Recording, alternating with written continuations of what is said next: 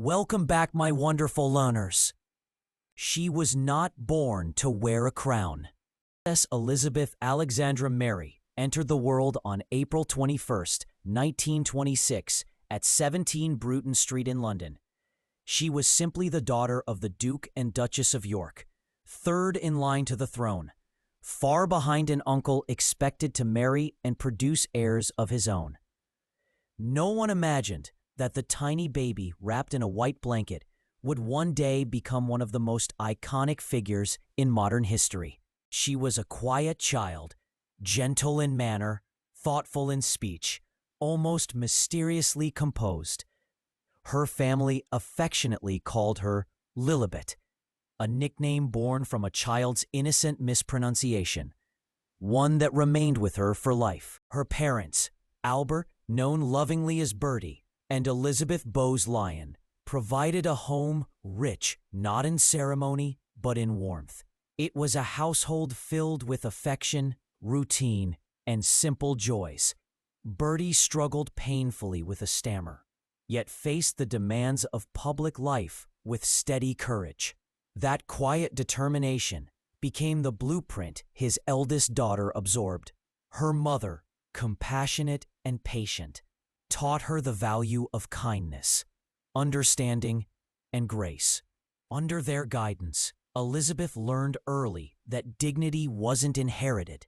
It was earned, moment by moment, through discipline and character. Even as a little girl, she carried an unusual sense of responsibility. Her nanny, Marion Crawford, once wrote that Elizabeth approached her toys with the seriousness of an adult. She played neatly, listened attentively, and ensured everything returned to its place. Her younger sister, Margaret, brought mischief and sparkle. Elizabeth brought balance, steady, observant, and thoughtful. They were opposites, but deeply bonded. Navigating a childhood shaped by loving parents and quiet royal expectations. For the first decade of her life, no one prepared Elizabeth for a future throne. Her education focused on manners, music, reading, and discipline. She learned to ride horses. She learned to be polite.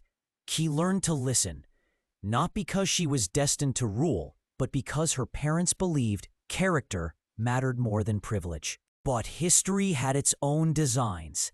In 1936, Britain was shaken by a series of events no one foresaw.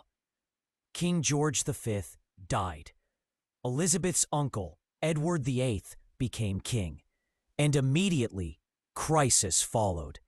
His desire to marry Wallis Simpson, an American divorcee, ignited a political and moral storm. The government opposed the marriage. The church condemned it.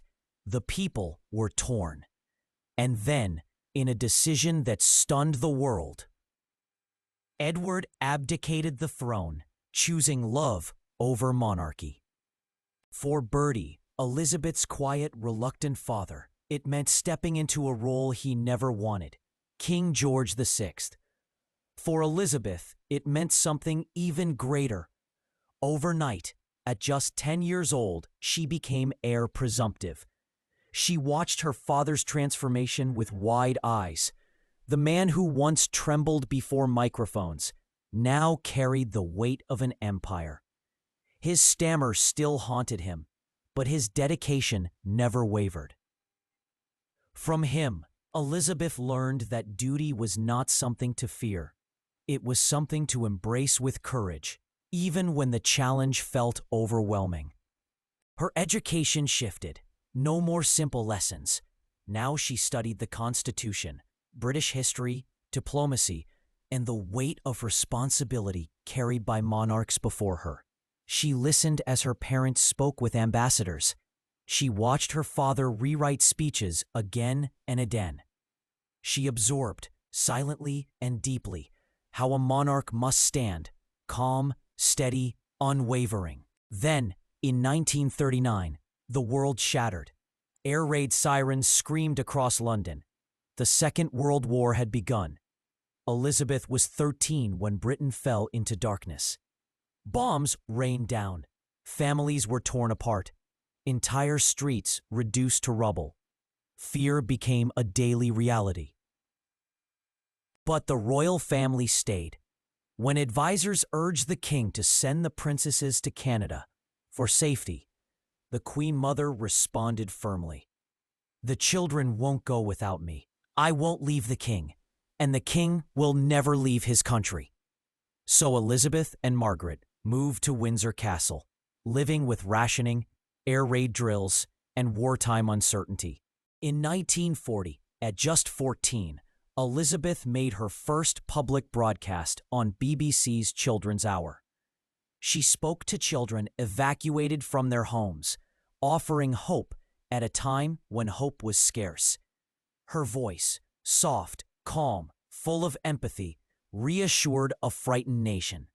"We know, every one of us, that in the end, all will be well." It was her first step into public service. As the war intensified, she visited hospitals, met soldiers, and witnessed suffering firsthand. In 1943, she made her first solo public appearance, inspecting troops of the Grenadier Guards. Soldiers stood taller as she passed. There was something in her presence, a quiet authority beyond her years. But she wanted to do more. In 1945, Elizabeth joined the Auxiliary Territorial Service, training as a mechanic and military driver. She learned to fix engines, drive heavy vehicles, and work under pressure.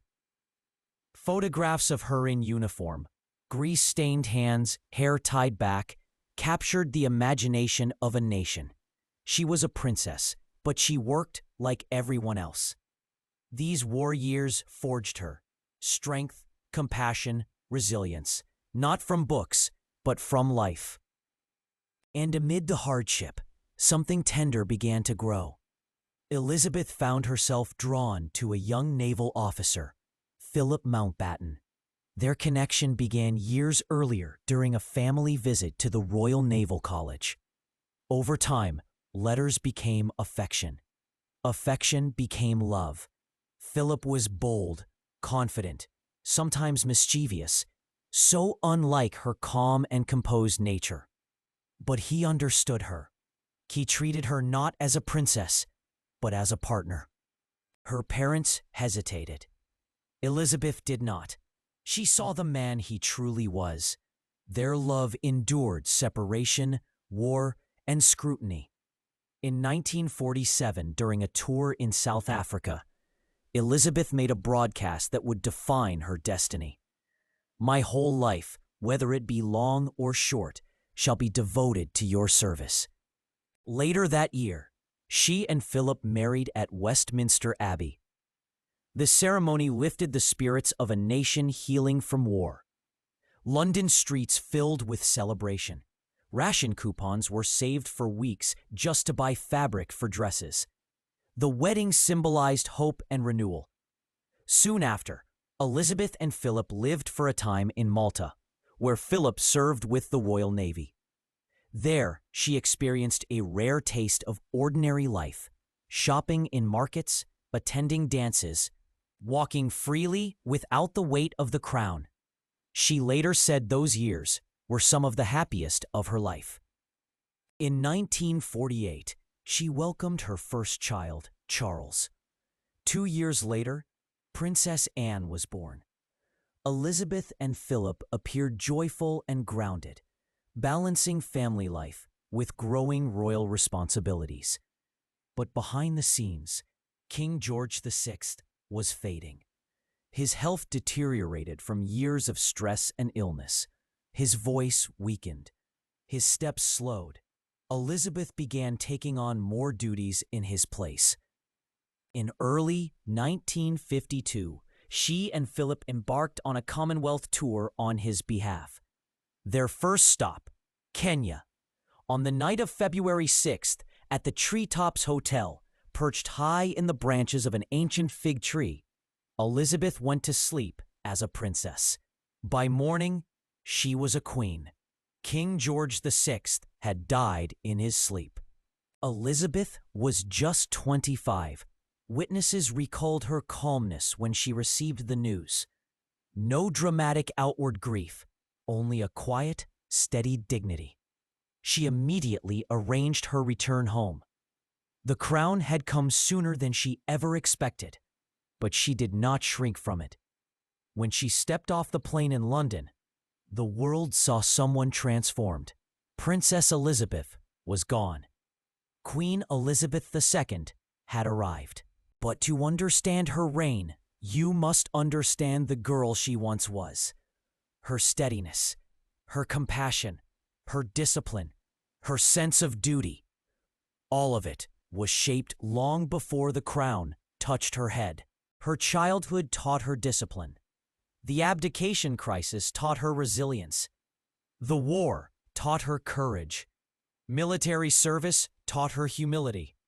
Love taught her loyalty. Loss taught her strength. Every step prepared her for the monumental task of leading a nation through decades of change. Her story as a princess is not just the beginning.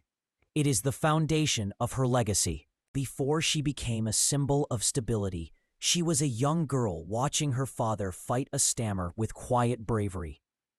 Before she became a guardian of tradition, she was a wartime teenager in uniform, standing beside her people. Before she became an icon, she was a young woman promising her life, long or short, to the service of others. She kept that promise for more than 70 years. This is the story of a girl who never sought greatness, but became great through purpose, resolve, and duty. The story of a life that began in simplicity and grew into a legacy that shaped the modern world. The story of a princess who became a queen, and long before that, a symbol of strength,